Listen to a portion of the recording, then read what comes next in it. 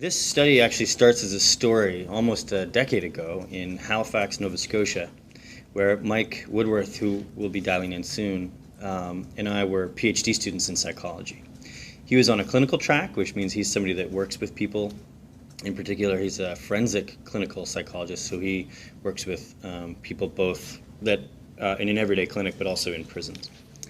And I was an experimental psychologist. I study how people use language, and in particular how people use language in online contexts on the internet. So I study, for example, deception and how deception gets changed by digital communication environments. And we were talking one day about what the two of us were doing. He was interviewing psychopathic and non-psychopathic homicidal killers in a maximum security prison in New Brunswick. And it was this really amazing project. Very few people had ever been able to get access to these people and actually interview them. And I was really excited because he was generating all this language that were psychopaths telling the story, describing the day of the murder, and non-psychopathic murderers describing the day of their murder. And to both of us, this seemed like a really great place for us to collaborate, because Mike was getting this, these transcripts, this text produced by these very unique populations. And I was just then exploring how to do automated language analyses. And so we wanted to put those two things together, but it takes a long time to do something new like this. It's very unusual and novel, so that's why it's taken us so long to get it all done. But since the last maybe 2 years, it's sort of exploded into things we've been able to do. So let me start a little bit by describing some of the things about psychopaths that made us think that they might talk differently, especially when they're talking about a murder. Then I'll describe a little bit about how I do language analyses, and we'll go over some of the results. And then at that point, we can open up for questions, and Mike will be on. Mike is one of the people that he studies psychopaths quite deeply, and so if you have a lot more of the more subtle questions around psychopaths, we can hold on and ask him, because that's his primary focus. So there's a couple things about psychopaths that are really interesting. One that you may all know about is the sort of emotional barrenness that they have. So they don't experience emotions in the same way that most people do.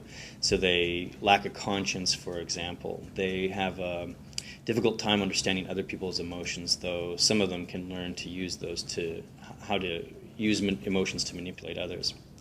And so one very simple thing there was to look at the emotional angle of somebody trying to describe a murder, a highly emotionally salient event.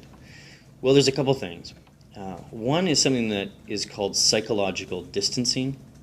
It's also called temporal construal. Basic idea is that we put negative events in our lives further in the past. So, for example, when people describe 9/11, right after 9/11 happened, some people found that they were using more past tense verbs, for example, than they would when describing other things that happened equally long ago. Say 3 weeks ago was when 9/11 happened, and 3 weeks ago was when some other event happened. They would use more past tense, less present tense. And so what we do in our minds gets reflected in language. This is one example. So if I had a horrible event, I can actually psychologically distance myself from it. The way this happens is same for all the things I'm going to talk about. Some psychological dynamic happens, presumably in the mind. Somewhere you're experiencing some psychological dynamic. And then that is reflected in the words that we end up using. For a long time, we've believed that we control very carefully our words. And that may be true for some words like nouns and verbs, but the vast majority of the words we use on an everyday basis, we pay zero attention to, both as listeners and speakers. These are called function words. They make up about half of all the words that we use. They're the tos and uhs and thus and ons, all the little words that go between the big words, basically. And the beautiful thing about them is they are unconsciously produced. Same with when we think about words using tense. So we don't think about what is the past tense verb I need to use here. It comes out automatically. If you think about it, if you have an English as a second language person friend, what are the mistakes they tend up making? They screw up he, she. They screw up the. They get their tenses wrong. Because we in English, that comes unconsciously to us automatically. We can use that as a way to see in to the psychological dynamic that's happening. without the person necessarily being aware of what's actually going on. So they're speaking in a very spontaneous, natural way, and we're able to look at some of the features of the language, like tense, for example, to get at that. Another way emotionally that we should see some differences there, more direct, is they should use less intense emotional words when describing the murder, and they should be less pleasant. So they tend to have a sort of a darker world perspective, if you will. So we looked at also the emotional tone. The last that's related to the emotions is something called disfluencies. I just did one right there. You probably didn't hear it because we, when we're speaking, don't process them. I said and that's a disfluency. Repetitions, the turns out when you look at videotape and you go back to conversations, they're not nearly as smooth as we believe them to be. They're very, very messy, but we don't hear it. We hear just beautiful language being spoken all the time, with the exception, for example, of professional speakers like radio announcers. So we believed that when describing a really emotional event, that they should have difficulty sort of conceptualizing, because it's a very emotional thing, that they would produce more disfluencies, more of these ums and ahs. Okay. One of the other areas that we knew a lot about psychopaths because of the work that Michael Woodworth and his advisor, Steve Porter, who's also an author on this paper, both of them are at University of British Columbia, Okanagan, is earlier they had shown that psychopaths view the world in a more instrumental manner. Okay, so when they commit a crime, it's usually to accomplish something. Whereas about half of the murders that a regular murderer will do, about half of them are what are called reactive. That is, you find the guy in bed with your wife and you see red and you murder somebody. You're reacting to a situation. Much rarer, almost all of the psychopathic murders that Mike and Steve looked at were instrumental, much higher proportion. Well, we should see that in their descriptions of the murders as well. We can look at things that are related to causality, so words like because, since, so. These are the words that begin subjunctive clauses, and we can just look at the language to see how many of those causal-related words were in the psychopathic speech compared to non-psychopathic speech. All right, the last one is sort of the most astonishing findings, I think, from the work. So psychopaths have been categorized as developmentally challenged in terms of the things that they look for in life, that they have needs for. There's a very old psychological sort of system for this called Maslow's hierarchy of needs. Some of you may remember it from your own psych things. It's not very well used in developmental psychology anymore. It's just been shown to be very difficult to operationalize. But the basic idea is sort of still accepted, and that's the idea that we have these lower level needs, which are about what are we going to eat that day, what are we going to use. Hey, Erica, come on in. Come on in. Erica is one of my former students, and now at CNN. So we, okay, so back to Maslow's hierarchy. We have these needs that are what we can call basic, which are related to things that we eat and drink. They're related to shelter, money, which is something that about how we get food, drink, shelter.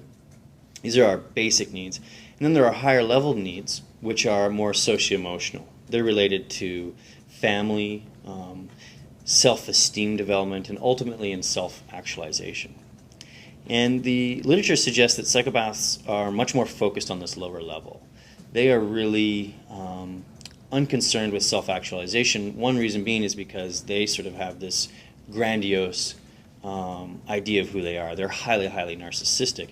So the need for self-actualization isn't really there for them. Instead, because, partly related to this instrumental sort of approach to the world, they are very interested in material things. So that's what their need focus lays at. So in this, we looked at the kinds of things that they talked about. So we can actually classify transcripts according to how often they talk about lower level things: food, drink, shelter, money. and how often they're related to love, family, religion, evil, God. Okay, so those kind of things. So those are the three sort of general things we looked at. So emotionally related language, we looked at this instrumental kind of language, and we looked at where they focus their attention when they're telling these stories. And so Mike and his colleagues interviewed 18 psychopaths, clinically identified psychopaths, using something called the Psychopathy Checklist Revised, that were in a maximum security prison that had committed murder. And they also interviewed 38 murderers in the same prison that were not identified as psychopaths. Okay? And Mike gave me those transcripts, and we looked over those transcripts. We used a couple of tools to analyze them automatically. So it wasn't like I was going in and hand coding things. We used a tool. One of them was called W Matrix, which allows you to identify each of those kinds of things except emotion really carefully. And another one was an emotion analysis tool called DAL, Dictionary of Affect and Language. And then what do we have? At the end of that, we have a pot of language over here that is psychopathic, talking about the murders, and a pot of language over here that is not psychopathic, talking about the murders. And the psychopaths and the non-psychopaths were controlled for a number of things, like how old they were, how far back in time the murder happened, how long they'd been in jail for, those sort of things. And what we found were, for each of those predictions, were supported. So the instrumental one, for example, we found that psychopaths talked a lot more causally, using because, so, these subjunctive coordinating clauses than the non-psychopaths, suggesting that when they described the murder, they were describing it because they were trying to accomplish something. The murder was a means to an end. Compared to the non-psychopaths, who more often were reacting to an event, like finding their spouse in bed with somebody else. For the emotion one, we found that even though the murders, statistically, we could control for the same length of time in the past, they used more past tense to describe the murders and less present tense, suggesting that in their mind they were construing them as taking place farther away from where they were in time. We also saw less intense emotional language, as you would expect from these emotionally barren individuals. And we found more disfluencies. They found it more difficult to describe the murders. And this is consistent with other work that suggests that even though psychopaths are very glib and very charming, they have their speech is less cohesive than most. Okay, and lastly, sort of what I again think is the more fascinating stuff was what they talked about. And so psychopaths talked a lot about what they ate that day, which is one of the reasons that we named the paper Hungry Like the Wolf. Because it was one of the biggest effects was when we asked them to describe their murder, they talked a lot about what they ate that day. What they drank that day was also more frequent in the psychopathic language than the non-psychopathic. They talked about money more often, which fits both with that instrumental thing and with the lower level needs where they were focused. Whereas the non-psychopathic murderers talked a lot more about spirituality, religion, and family. And this again reflects sort of what most non-psychopathic people would think about and focus on when they just committed murder. And this is one really important thing to point out. All of these findings occurred despite being incarcerated for on average 10 years. So even though they'd been to training and they'd been sort of in a lot of counseling to get over this idea that they weren't responsible for their murder, they still saw it as this instrumental thing that they were doing. They still saw it as less emotional. They still focused on these peripheral events like eating and drinking, despite having been in jail for 10 years on average. So the effect holds up for a very long time. So that's the story that began in Halifax almost a decade ago now, and ends with this paper which looked at psychopaths and non-psychopaths.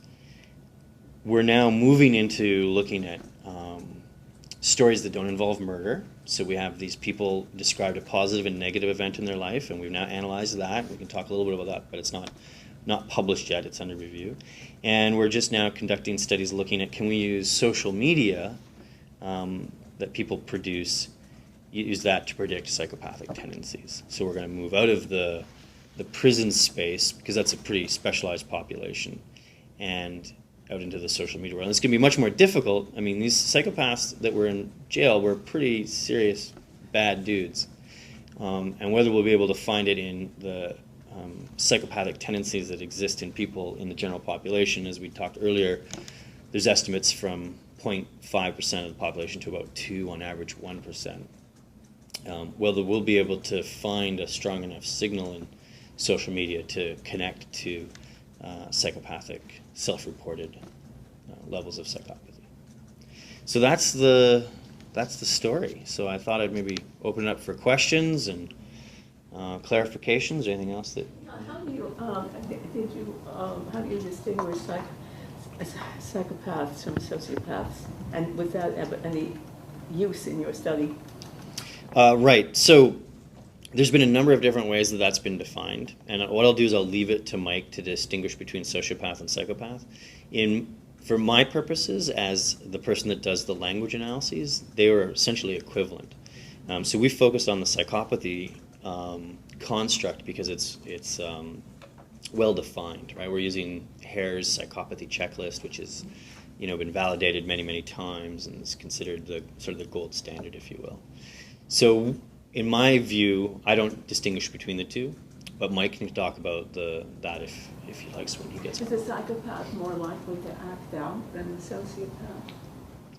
That's one we'll hold on for Mike. Yeah, he'll be the one to distinguish between those two. Yeah. Yes. Yeah.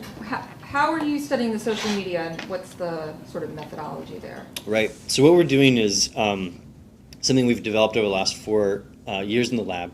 We're taking advantage of the fact that everything we do digitally now leaves a record. So everything that I do, including looking at deception, which Erica actually has written a paper with me on, we now can use what people wrote. So any text messaging, if I were to get you guys to pull out your cell phones, there'd be really nice digital records of real messages that you sent in the real world going back several days at least. So we get people to pull out their phones and look at text messages, and we can get them to identify how many lies that took place in those messages. It's really lovely. What we're doing here is we get people to pull out their last 20 text messages, their last 10 emails, and then to give us any social media that they have, like Twitter, if they have a blog, even the last Facebook posts. And we take all of those, and we then ask them to fill out something called the SRP, the Self-Report Psychopathy Scale. And what we'll be doing is correlating the kinds of language things I'm talking about here with scores on the self-reported psychopathy test.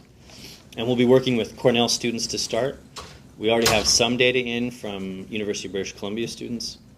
It was just them typing a positive and negative story. It wasn't from actual, real produced social media.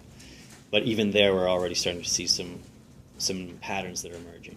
Don't people write the comments when they speak? I mean, have they they do. used the same They do. methods? They do, but luckily for us, that notion of the unconscious still works when writing. In fact, many of us type almost as much as we speak now. Sadly, I've just been doing some analysis on my own email. I email about 7 times. I produce 7 times more words in my emails than I do in my academic writing, which just astonishes and saddens me to no end. But the same patterns, the same unconscious patterns will take place in text as they do in speech, except for disfluencies. So we don't see the same kinds of disfluencies, the uhs and the ums. Though we may be able to look at the number of times people backspace, for example, as an instance of disfluency. And are you going to try and work with, criminologists outside of psychopaths, or are you going to try and use this as sort of a new, I guess, lie detector test to sort of see if their patterns fit into somebody that would commit a murder like this or wouldn't? Right. What is the usage going to be? Right. You can definitely see potential applications if there are solid findings in there. I could see it as one other tool that various types of professionals could use. So if you're a clinician, you could imagine using that to do research on your client to help them. If you're an investigator, you could imagine it being useful at different stages of the investigation. If you're looking for a suspect, then looking at any social media they've produced. I'm thinking of the Long Island serial killer here using Craigslist. He left a very nice trail of digital messages. If you've got a person that you're then interrogating, my understanding from Mike and Steve is that you interrogate and interview psychopaths differently than you do non-psychopaths. So knowing before they've received the psychopathy checklist whether they have psychopathic tendencies could be useful there as well. John, yes. Okay, so we'll dial him in. Does that answer your question, roughly? It did. I mean, I would be interested to see more of how you guys plan on if you are going to use this in the criminology field, and what clues would you? It would be more of a training that you would do for investigators. Right. Have you worked or approached the FBI and their behavioral analysts? Are you sort of? Right. We've and Mike can speak to this because he was the first author on this. We've just finished several articles for the FBI's main journal, which you might know the name of. I think it's called the FBI Bulletin. We have one article in it that describes this work, and then we're also wrote a joint piece with some former FBI investigators. Maureen O'Sullivan was the main person there. Yeah. So, and Mike will know more again about that side of it, though I do think that some of these tools will be used by law enforcement, definitely. What about Yes. education in terms of early child instances, for instance, dyslexics, kids that are on Ritalin and so on and so forth, as far as affecting speech patterns and the kinds of things you're talking about? It's a really, really interesting question, and you know, we obviously will have to be cautious with how these sort of things are used, and this is the same for my deception research too. We've, for example, been talking a lot about our algorithms for detecting fake hotel reviews. And it's the same thing where it can only be one piece of the evidence that you're using, right? So this is not sort of a stamp of like, obviously this person is a liar or this person is a psychopath. But when I work with law agencies, or more in particular intelligence agencies, I sort of think of it as the first set of triage.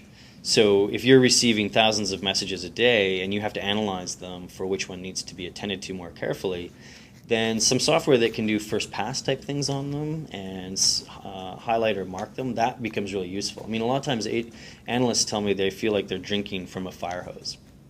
And so we need, as we produce more social media, we need tools to be able to analyze the social media. But the changes the way that drugs are being administered and things for kids, that's a very big question. Let me just dial Mike in here.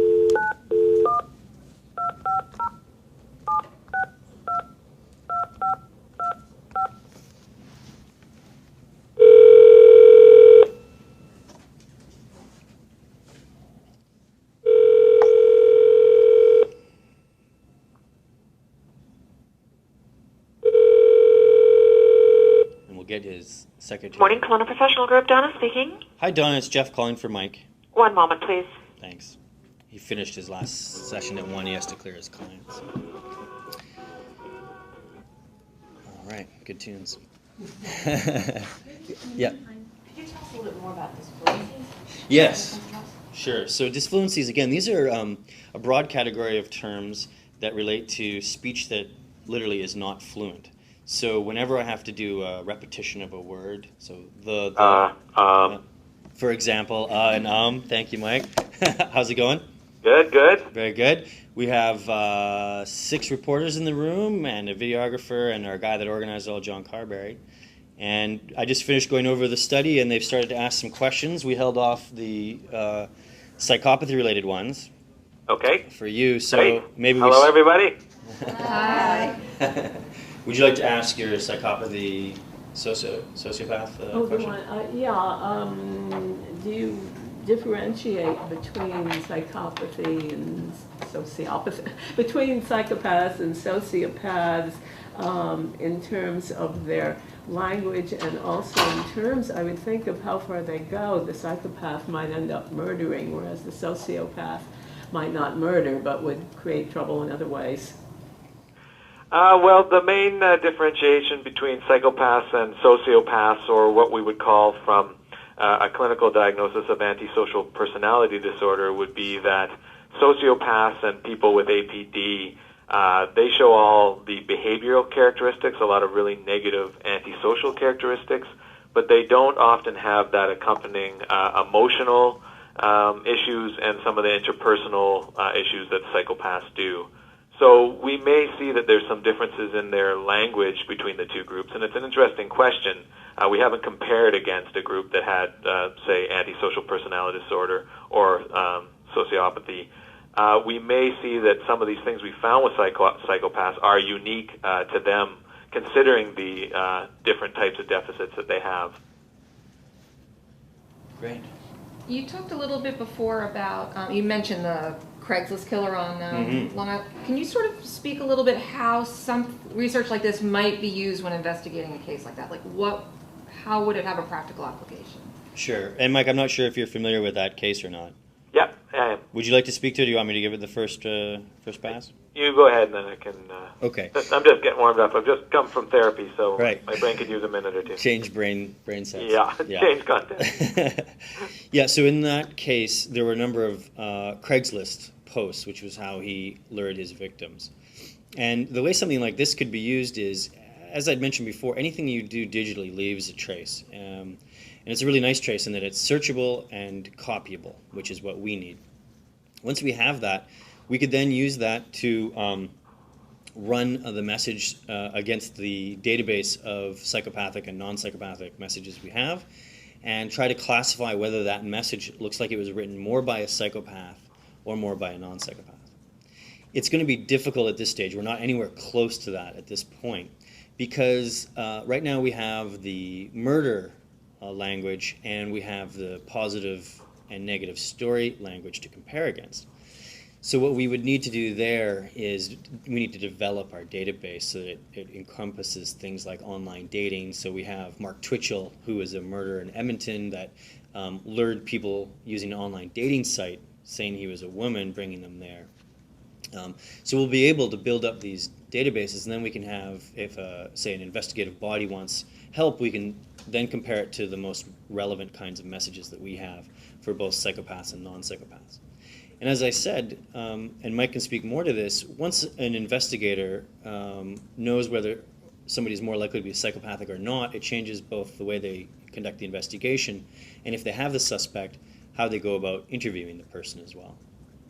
Yeah, I think that one of the most key things that's come out of this research is that previous to this research, literally nothing else has looked at the language of these individuals in a way that can get at what they're saying beyond their conscious control. Psychopaths have such an uncanny ability to micromanage their presentation. I mean, literally at sort of like almost a chameleon-like level. There's this vividness of how they present themselves to others, and it's very tough to assess them in a face-to-face context or when you're not able to sit back and consider their language. I mean, conning and manipulation is one of the key characteristics of these individuals. So having an ability to look at their language and analyze it in ways that they aren't able to micromanage, at least not unless they're uncannily sophisticated, is a really important tool for not only how to detect what some of their underlying motivations might be, but also as another strategy of how to interrogate them. We may even see a future where it's determined it's better to interrogate psychopaths not with a live human interrogator.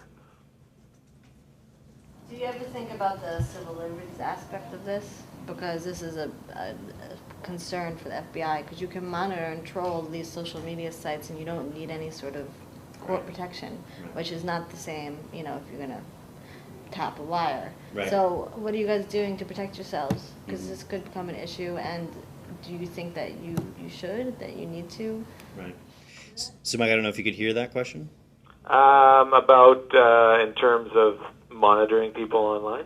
Yeah, and the concern about civil liberties, that this kind of tool could be used without any kind of warrants because you'd be analyzing social media.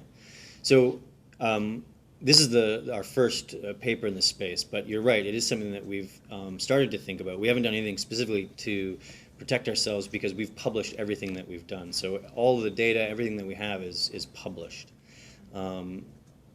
Could agencies or other entities use this information to do social media monitoring? Yes.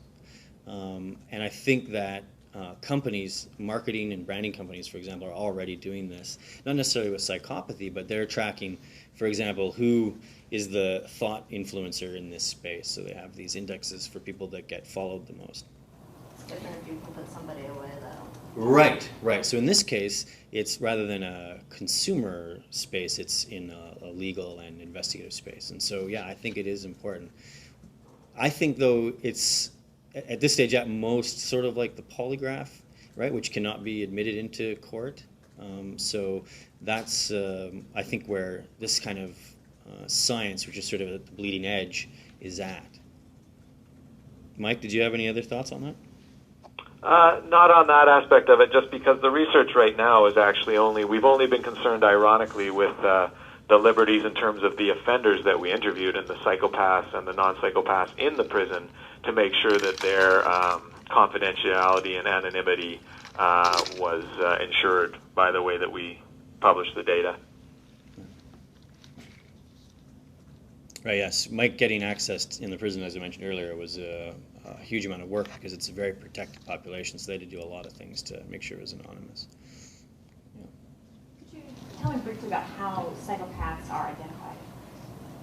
Mike, do you want to talk about how psychopaths are identified, maybe the PCLR? Sure. The main tool that is commonly used around the world is called the Psychopathy Checklist. It's been revised a couple times. The newest version is from 2003, and it was published by a man, Dr. Robert Hare, who many would consider to still be the world's leading expert on psychopathy.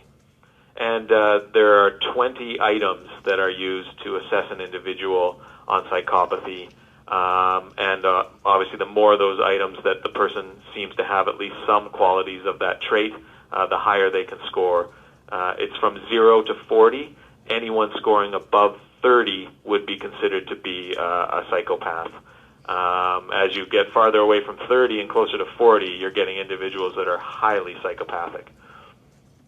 It's very difficult to score that highly on the tool as well. I should mention, when we're talking about these individuals that we assessed, those individuals that were psychopathic, they would encompass sort of all of the main qualities that you could potentially see across 20 different areas of functioning.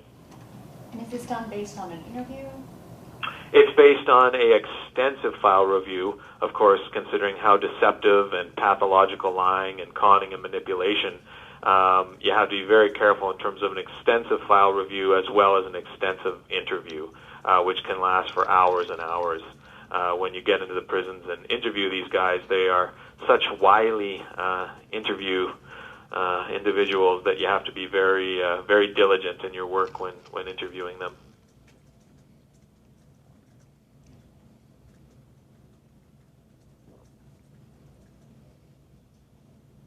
Yeah.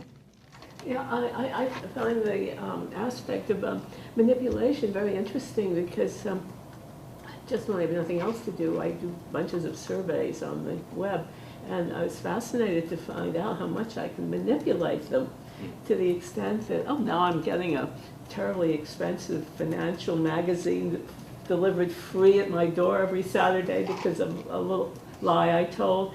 And when you're working with computers, whether it's social networking or what, there's lots of room for manipulation. Face-to-face, you've got body language, which is a whole other issue. But how can you adjust for manipulation? Right, I mean, that's a really good question. When it comes to, say, deception online, we've found that people don't necessarily lie more online than off. We have that feeling that they should because there's no nonverbal cues. But and it's because we've been interacting with the body for 60,000 years, ever since we started using language. And when that body goes away, we get very suspicious, and this is natural. But we don't actually find that. In fact, Erica's honors thesis was to get two people to talk to get to know each other, either in chat or face-to-face, as one example. And we had to look really hard to find differences in lying. Overall line rates didn't change. People that were lying about face-to-face lied about things that were outside the conversation, whereas people that were lying in computer-mediated communication, they could lie about themselves more. So there was this, that was the only change. But we see, for example, LinkedIn, we get more honest resumes produced on LinkedIn when we do an experiment than we do traditional paper printed resumes. Yes. Mike and I have also done a study that shows that, okay, so maybe there's not that much more lying online, especially with people you know, but that if you are highly motivated to lie, you're actually going to be more successful online. And so we did that study. That came out in 2010, didn't it, Mike? Yeah, 2010. We found there that when we motivated one kind of liar and the other liar wasn't motivated, that they actually succeeded more than any of the other kinds of liars. And people are very bad at detecting deception. There's a lot of consensus on that. We performed, typically around chance. But these guys that were highly motivated, their partners performed significantly below chance. So there is something special about the online space.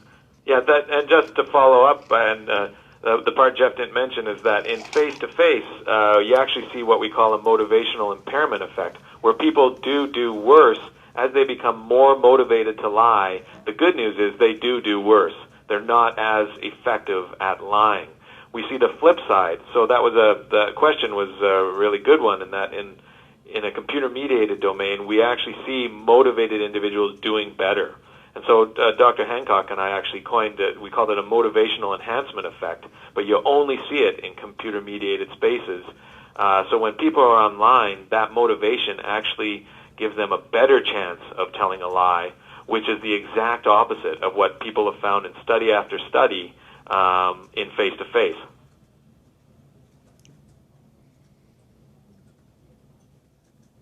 So when you're interviewing psychopaths, for instance, do you check out the direction of the eyes, what they do with their hands, and basic facial expressions, as well as all of these scientific aspects? Well, you know what? They move so fast. It's tough. They're shifty characters. You can watch a video of Paul Bernardo, who's sort of one of the more infamous Canadian serial killers. You can go on YouTube and watch him being interrogated a couple of years ago for another murder they suspect he committed, and it's a very apt example of these guys. He basically overtakes the interviewer, and actually two interrogators, and the amount of body movement and distraction and manipulation, and it's unbelievable. We are hoping to start looking at some of that nonverbal behavior as well, but it is speculated that the amount of illustrators and body movement that they are doing is one of the ways that they're distracting the listener from the underlying message, because they are so good at conning and manipulating people face-to-face. It's unbelievable. You can spend 2 or 3 hours with a psychopath and come out of there feeling like you've been hypnotized. And literally, all right, and it's definitely time for a glass of wine and a cold shower. And we're not quite sure what it is, because there's weird, as we've talked about today, and Jeff was talking about, I'm sure, before, their language is actually quite distinct, and in some ways you don't think it would lend itself to being so conning and manipulative. So your question's great, in that people are now speculating. A paper came out by Hart and colleagues a couple years ago that maybe it's some of the nonverbal stuff that's going on that's really duping individuals.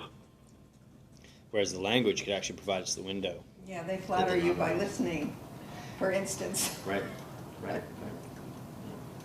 And we're finding that with deception as well, that there's been this focus on the nonverbals so much that now we're seeing that language is the place where we see more action with deceptive, non-deceptive messages.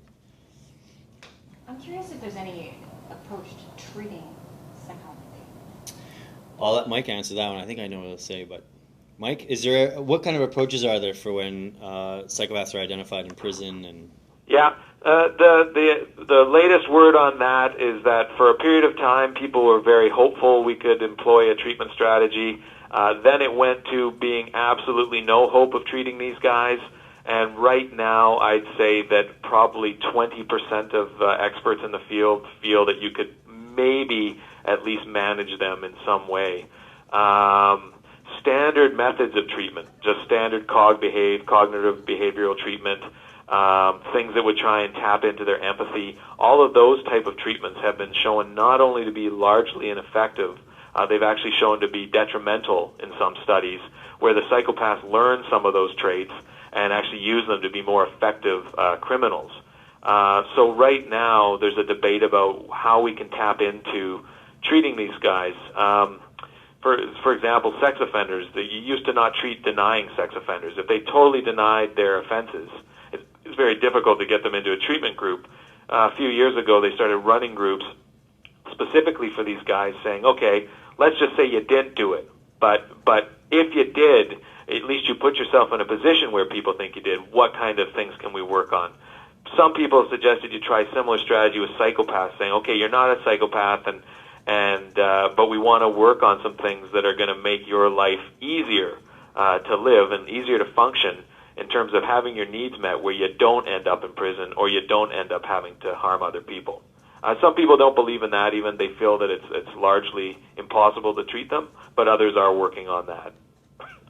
Some have said maybe even just minimizing the amount of damage they do rather than thinking of it as treating them where they won't do damage. Just the extent and breadth of damage maybe can be contained a bit by treatment.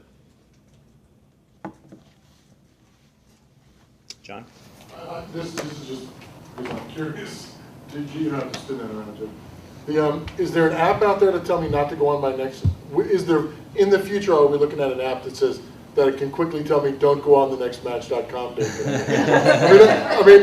I'm thinking practical application. Law enforcement is phenomenal, but some of these things, as you mentioned, are folks who've used Craigslist or online things for ill ends. Yeah. So I'm sitting here thinking, boy, is there going to be a plug-in for Match.com that'll give me an index on the side that says you don't want to be alone with this person? Right. Well, Mike and I actually have a good friend that recently sold an online dating company in the UK, and so we got some insight into these questions. They are constantly having to look for bad guys. They have a small team of people, and this would be the case for any company. Match would be much larger. Those people are trained to identify the people that are really problematic. So when people report, oh, this guy was violent or whatever, then they will go on and do something to his file, something, for instance, called ghosting, where the person still thinks that they're on the site, but no one else can see them, and so they think that they're just unattractive. We've looked at deception language patterns in online dating profiles, and we can see language aspects there. Our friend was really excited about this technology, the fact that we could detect these things, because he thought there was something there. Again, that analyst drinking from a fire hose aspect, where there's now millions of these online dating profiles. Over 25 million Americans are using online dating. So to try and analyze all of those, you need some algorithmic power. Yeah. Did you have a question or follow-up? Millions. I think the subject is fascinating. It's incredible. I can think of so many ways it could be used and misused, because if you're stepping down from the experimental academic level into use, everyday use, a lot of these things become distorted, simplified to an extent where they're meaningless. For instance, something like this could be used to screen employees by people who really don't understand the principles, right, etc. So, aside from the civil liberties effect, I can see how it could get down to lower levels where it's misused. Absolutely. Mike, did you want to speak to that at all? Well, certainly in terms of civil liberties or just in terms of individuals' rights, there's no question, at least from the part of claiming that you can assess psychopathy and claiming you may have additional tools to do that. Yes, if you're diagnosed as a psychopath, especially in the United States, studies have shown that independent of any other factor, same crime, same everything, you are far more likely to get the death penalty, far more likely to get more serious offenses. The term at this point really takes on a negative characteristic for people, although that's starting to slightly change in terms of people suggesting maybe individuals with psychopathy have a reduced culpability. But I think the positive thing is here, there's such applied value from a law enforcement perspective at this point in terms of both interrogation and prevention, and even a little bit, some could argue, from a treatment perspective, like somebody asked earlier, where if we see changes in their self-report, that again, they are unable to control because we're using automated programs where they're not able to micromanage for all of that. If we can see some changes in a positive direction from their language, maybe this is indicative, at least at a small level, that there's been some sort of cognitive shift or change that would make them slightly less dangerous. I just think that the tough part is going to be to have all these major media companies report to you, to law enforcement. I mean, it's going to be a big nut to crack.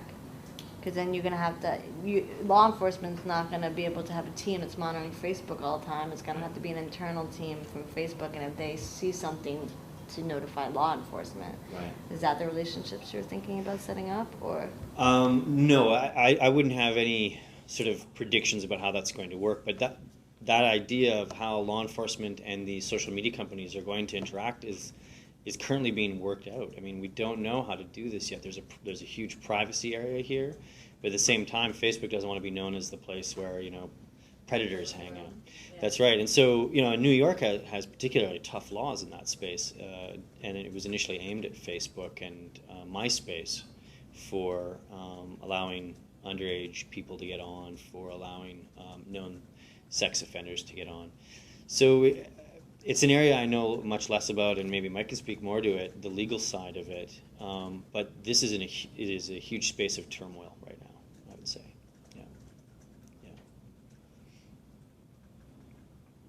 And I think all the notions around the policy aspects, around how this is used in court, all of these things, how this is implemented at the company level, are all up for grabs right now.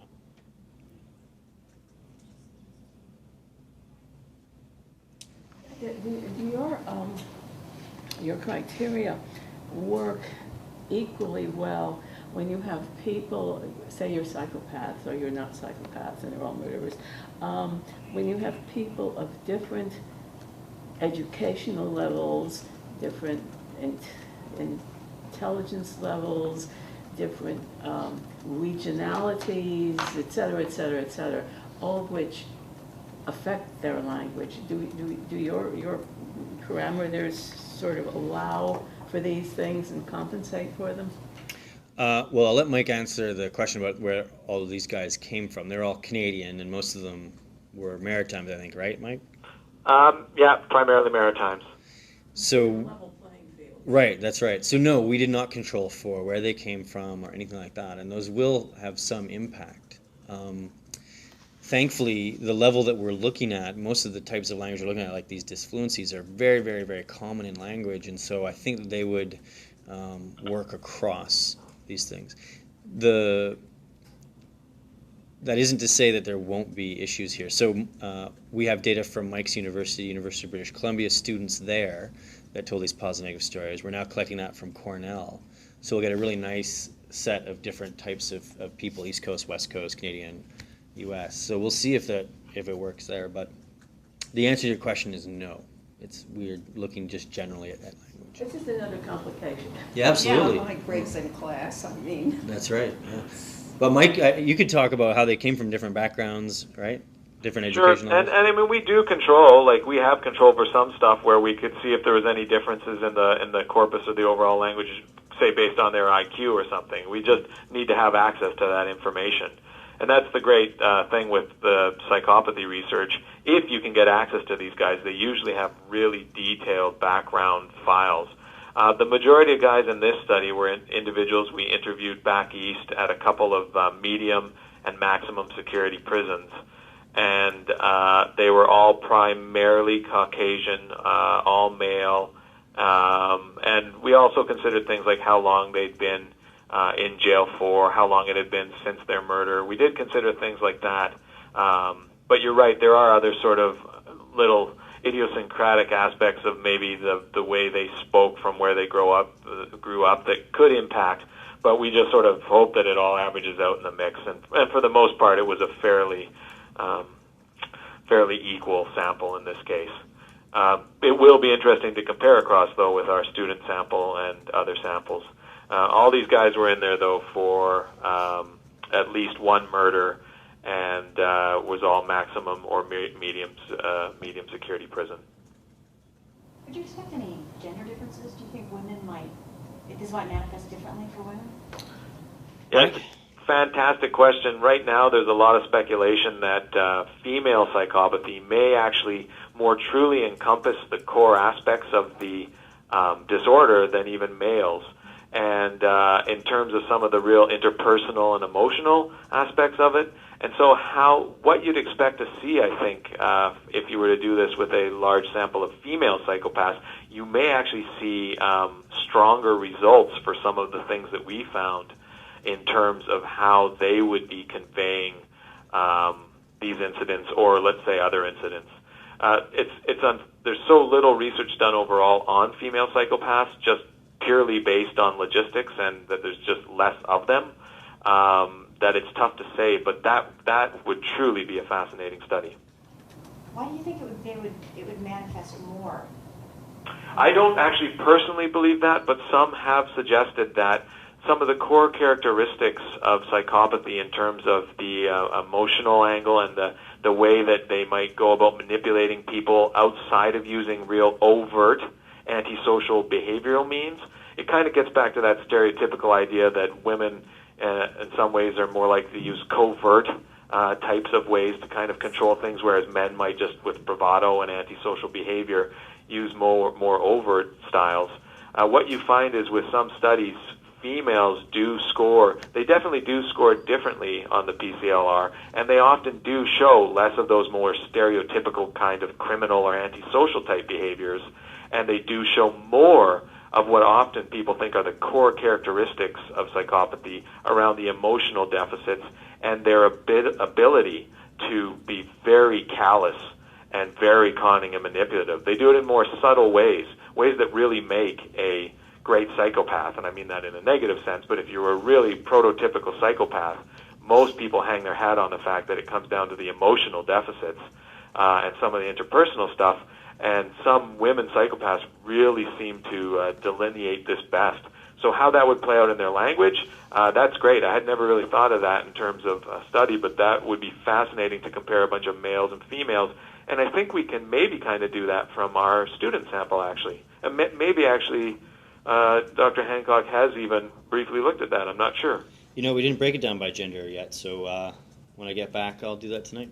Hey, we'll have to give you credit for that. That would be that would actually be really interesting to see if there's certain aspects that we can start to look at differences in male and female psychopathy, but do that from the perspective of their language. How many students are taking part in that social media? We've just begun collecting the data. Okay. So What's your hope for the sample probably size? about 200. Okay. And the UBC students, we had about 200, 180, I think. Yeah, closing in on 200. Yeah. Great. Well, thank you guys so much. It's 1:30, so I just want to say thanks for all the questions.